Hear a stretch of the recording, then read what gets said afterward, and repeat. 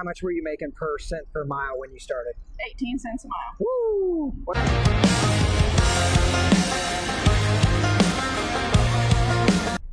We're at the ATH show in Springfield, Missouri. I was actually born here, believe it or not, and we've got my mom today, so we're super excited. I'm standing in front of a truck that they had in their fleet back when they had their trucking company in the late 80s, early 90s.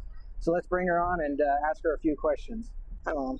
How are you? Yeah, okay. So my mom, Vicky, with an I, not an IE. We don't do that shit. No No Y. I, none of that shit. So, 1980. When did you start trucking? I started in 1984 and drove for roughly 10, 12 years. How old were you at that time? In 84. 26. Jeez. And this would have been 1984. So she definitely was a pioneer, and I remember how badass she was, and I talk about it all the time.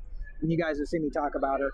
But 1984, women in trucking, there wasn't that many. There's a lot more now. Oh, yeah. But you got your start, I think, if I remember right, working on a dairy farm, right?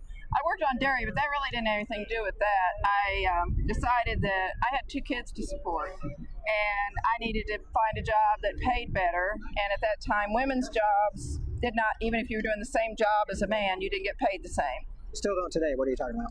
Well, that's true. But in a truck, you get paid the same money, you get same per mile. That's true. So that's what I was going after. So I found an older gentleman in Bolivar that was hauling grain, and he agreed to teach me to drive. And after about 4 or 5 trips, round trip to Kansas City, I was doing all the driving. Yeah.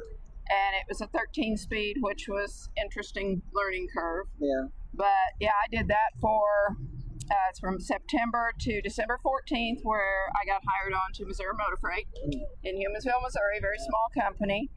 And we're still a little wildcat. And took off on my own. My road trip was interesting.